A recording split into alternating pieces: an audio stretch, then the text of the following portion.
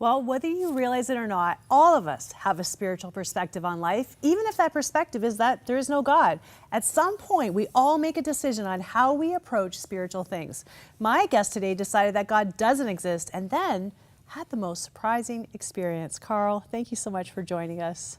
My pleasure. So you decided, that you were an atheist. Tell me how that came about. What was the spiritual life like in your home? Didn't really go to church. Brought up in a Protestant background, but never really went to church. And I was brought up just to work hard. Work for yourself, believe in yourself, look after yourself, and good things will happen. And this is how I was brought up. And something inside was something more about being happy and being good.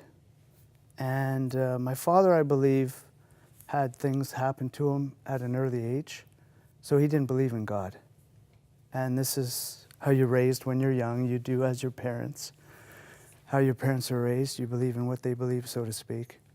But then as I started getting older, a little bit different, I started developing my own ways of thinking spiritually. And I always had this love inside, this light warmth, and I kind of felt different than other people, and I don't know why. Very emotional, very, very attached to my emotions. And I have a best friend. And we've been best friends since we were 12. We've always been honest, and he's always, if there's only a sandwich in the house, and we lived together for a short time, he'll give me half that sandwich. And I thought that's just amazing, it's beautiful. And he became in the Christian faith quite a few years ago, and he's always been my friend. And I've never believed in God or evolution, and I just kind of went through life thinking, just live life. Life is just what it is. So you're kind of a skeptic a little bit, right? Like you Oh, yeah. weren't a joiner to anything, not religion, not evolution, just... That's right, exactly. And he was faith-oriented. But he never judged me, and he was always friendly and kind and loving. And, lately, the last few years, I thought, you know what, Tony, I think I'm going to give Jesus a shot, because that's pretty interesting, like you've never given up on me. And the rest of the world's always been very judgmental, and what can I do for you, what can you do for me? But I don't feel I want to live that life. Well, I know some of these thoughts about God happened when someone was in the hospital, someone that a friend knew was in the hospital, and you were worried for that friend, and you had this urge to pray. So I just tried to figure this out. How does an atheist, the definition of atheism is that you don't believe God exists, but you have this urge to pray. So how did you reconcile that, or how did you do that?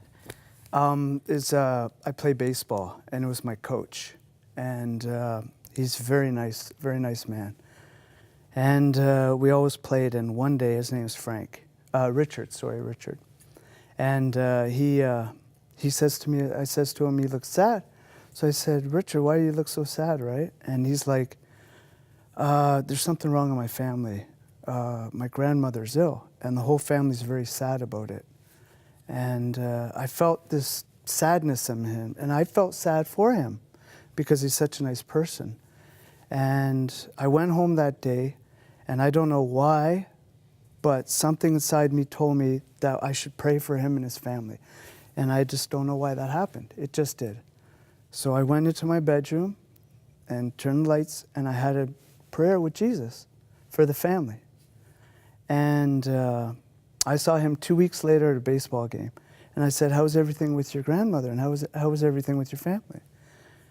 So he says, it was like a miracle happened. We got a phone call from the doctors, and she got up, and she wants the whole family to come by the bed in the hospital.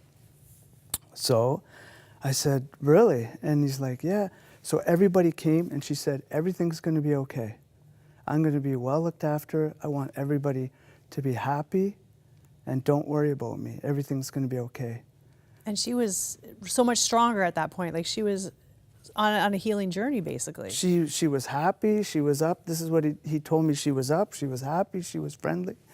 And everybody was relieved. And he said it was like a miracle because we knew she was going to pass away, but everybody was relaxed and calm because she was going to be happy. And it all calmed us. And it made the whole situation relaxed. And I couldn't believe it. And after that, I never told him that I prayed. Something inside me told me not to tell him to pray. I don't know why, but I just kept it to myself. But after that, I was a believer. But I still didn't go to church, and I still didn't 100% get into Christian faith. It was a process. It was a process, but that was the first time of actually really believing in miracles. So we don't have a ton of time left, Karl. So just tell me, like, for people who are watching, maybe who might be where you were, what is that like when you start believing and then as you progress, you have a relationship with God? What's the difference for you? I'm happy. I'm relaxed. I feel that it's the perfect way to live life here in this physical form with our emotions. It helps control our emotions. It's helped me get to be a better relationship with my parents. I don't have jealousy. I don't have all these emotions that I can't control anymore. And it's all because of Jesus. And I pray to Jesus from the bottom of my heart every night before I go to bed. And I read his word, and I just feel warmth and love. And I'm in the light. I'm not in the darkness out in the wilderness anymore. I feel I'm with the family. And that's what it's all about. And this is 2 years ago, so this is fairly a new thing for you. This is fairly new, yeah. But I go to church every Sunday, and the people at church are wonderful, warm, kind. There's no egos. Everybody's outgoing and friendly. It's just a beautiful thing. I just can't imagine not being a Christian. Okay, so 2 years ago, you were a self-described skeptic. So you aren't going to join or be easily bought into anything. So do you still consider yourself a skeptic, or did that change? Like, what happened to that part of you? I don't, in the terms of being a Christian? Or? Yeah, like since you became a Christian, do you still consider yourself a skeptic? No, I'm 100%. It's just there. I kind of read the Bible from a different perspective as not being a Christian, and reading it and thinking to myself, what is wrong with not being a Christian? I read all the words of Jesus, and there's nothing wrong. Why wouldn't you want to live that life? There's nothing to be skeptical about it. He only wants love and kindness and warmth for us, and how to treat other human beings on this world.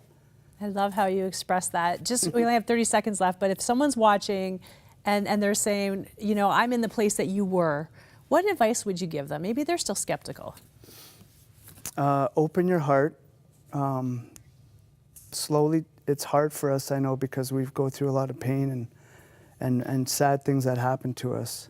But if you feel something's missing, explore the churches and get a book, the Bible, and slowly get into it and go to a church. But do it from your heart. Like, do it honestly, with love, and it'll come back to you.